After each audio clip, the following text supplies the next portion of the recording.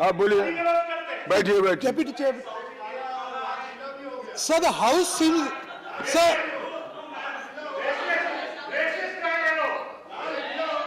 Sir, the House seems to be in a very jolly mood. Shekhar ji, Shekhar And ji, therefore,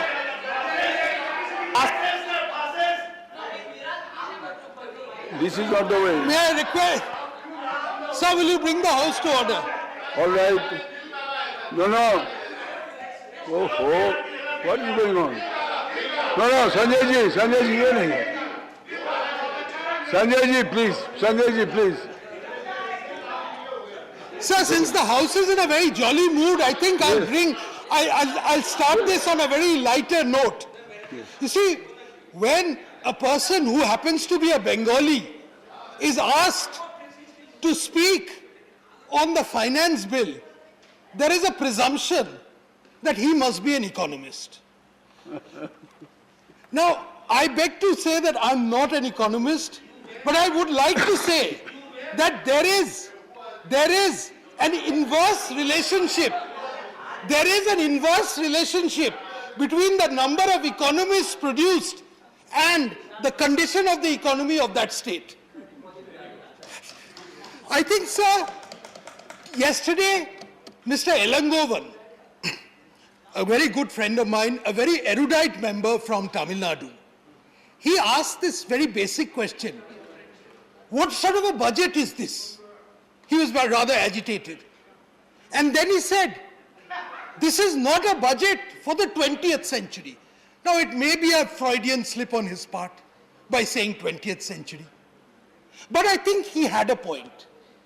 Yes, sir, this was not a budget for the 20th century. This was a budget for the 21st century. And the reason, perhaps, the Honorable Finance Minister shunned poetry, some of which her predecessors have been generously taking recourse to. She shunned generous rhetoric and came down to the point. She could have spun a web of dreams, like we've heard today. We've heard yesterday and today people saying that the tax to GDP ratio is too little. In other words, we must tax more. But if you tax more, you'll say the middle class is being squeezed. We are being told that perhaps the best index is the happiness index. In other words, those who are unhappy should be banished to some other part, which would leave a large section of this house vacant. We have been taking a situation whereby you want wealth creators to be in this country. But then you say that this is a society, this is a government which is only for the wealth creators, and then you say 20,000 of them have left the country. There has to be a degree of consistency in this whole narrative. A budget is just not a budget, just like economics is not a science. A budget takes into account political realities. A budget is made, a finance bill is done on the premise that what is possible and what is doable. There are certain political options which have got to be weighed. And these political options were very scrupulously weighed in this case. There was a conscious decision taken that the welfare net would be expanded. There was a very conscious decision taken that taxes will not rise.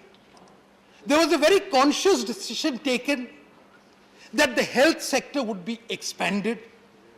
And these were flexible decisions given that we were faced with what can at best be called unprecedented, but it could also be compared to a war. No one expected the COVID situation, just like I guess no one really expected that the war in Ukraine would have such a devastating fallout over the rest of the world. But you must have that necessary flexibility to be able to do that. And I think one of the first things we must realize about this government's approach is that it is not molded by doctrine, it is molded by necessity. And it is molded by a degree of pragmatism which has come about. Now, there could be various alternatives. Now, many of the people here would say that everything must be done by the state. That is one approach to governance, where the state takes predominance over everything else. At least we have in the Modi government a far more practical approach whereby said the state is important, but society is far more important. And it is this blend to be able to match the state with society. And I think that is very important in governing this economics of this. Mr. Chidambaram spoke yesterday in his rather uncharacteristic emphasis on trivia on the private sector has been left out.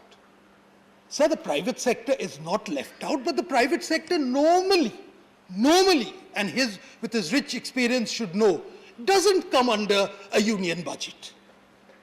It is governed by other facets. I think we must also realize that the povertarianism which my friend Manoj Jha articulated on the basis of a report, which my friend Mr. Amar Patnaik also alluded to, is not necessarily the only prescription we can have of this country going ahead. What is the basis on which this budget has been crafted? The budget has been crafted on the basis that society in India at this stage needs a blend of both entitlement, but more important, empowerment. You can have two approaches to a sick person. You can say you can say, have more doctors. Yes, of course, you need medical assistance. But far more important is to ensure that the conditions in which people live are such that the need for doctors becomes less and less. That would be the more healthier approach.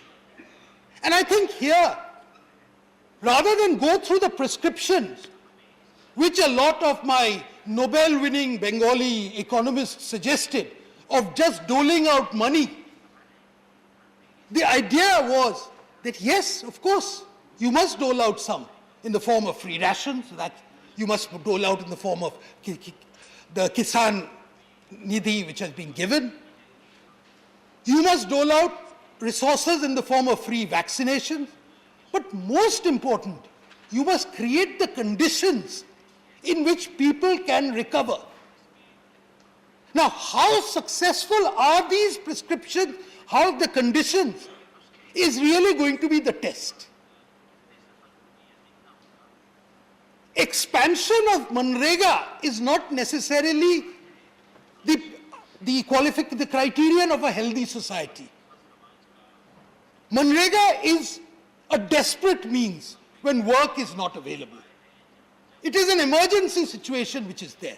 What we need to do is to actually ensure that Manrega is properly implemented in its absolute right way. And there are many states in this country where Manrega, unfortunately, has been distorted, having fallen prey to what is called cut money, to patronage, to cronyism. We must ensure that the implementation of Manrega is as good as the direct benefit transfers. That is a test. These are the type of things which are important. We must ensure that the credit extension which has been given to SMEs, to MSMEs, does not suffer, as they have done in the past sometimes, in the hands of indifferent bank managers who are not very conscious of why these are there.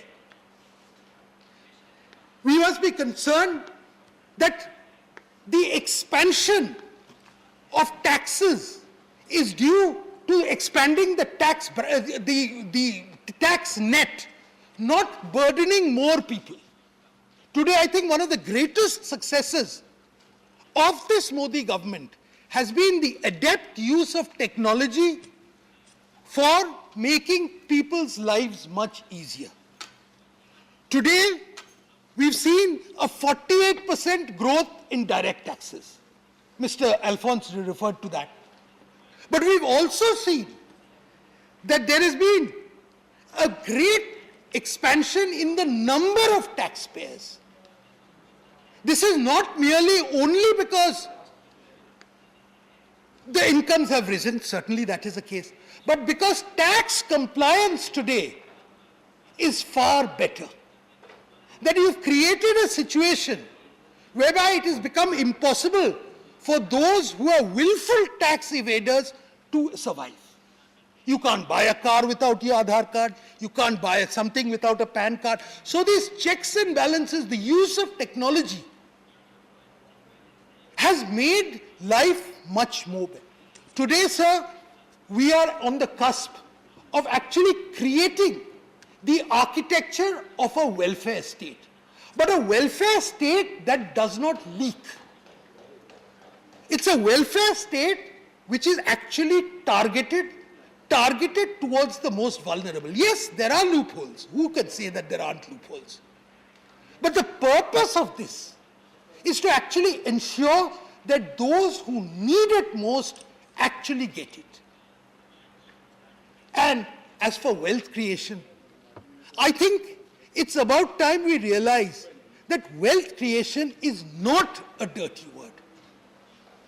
We recognize that the state by itself cannot create everything.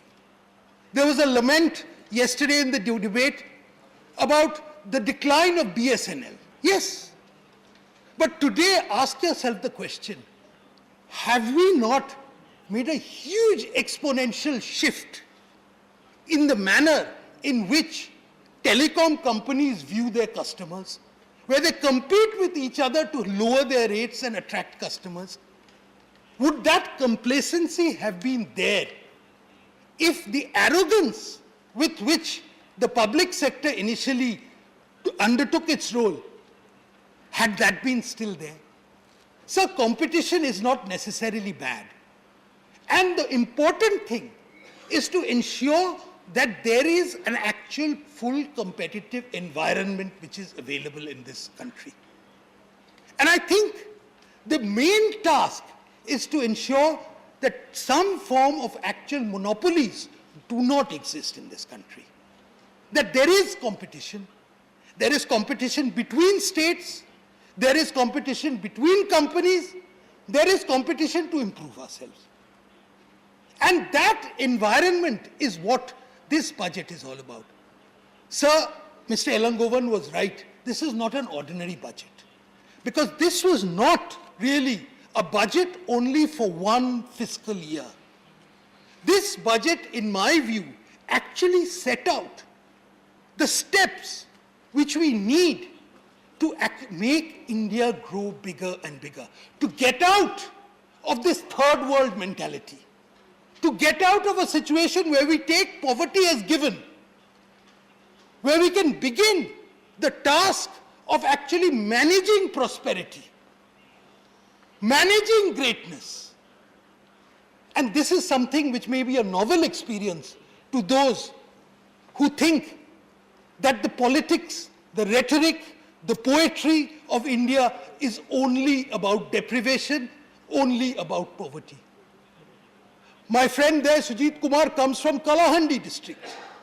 Now at one time in the 80s, Mr. Jairam Ramesh would remember, Kalahandi was equated with the worst form of deprivation you could have. When you said Kalahandi, you meant deprivation. Today, what is the position of Kalahandi? Look at where it has grown. And where the potential, and it still hasn't reached its full potential. It is going. So the idea is therefore not to bask in what we are today, but what we can grow towards. And if the finance minister can simplify laws. Yes, Mr. Chidambaram was right. There are some laws which are written in a ridiculous sort of way. They are not written for ordinary users. They should be simplified. That's a fair criticism to make about the whole culture, and which he did mention was also a legacy issue. But if we say that everything, as Mr. Vishwam would like us to believe, should devolve on the state, and that we become a subject of what the government thinks, then the creative potential of India is not going to be fulfilled. And I would urge the finance minister to, in future, to look upon it at best as how people can be empowered, how we can create a facilitating environment in which this economy can grow, because we've had a few knocks. COVID has been a knock. Ukraine will probably be a knock. But we will grow out of it.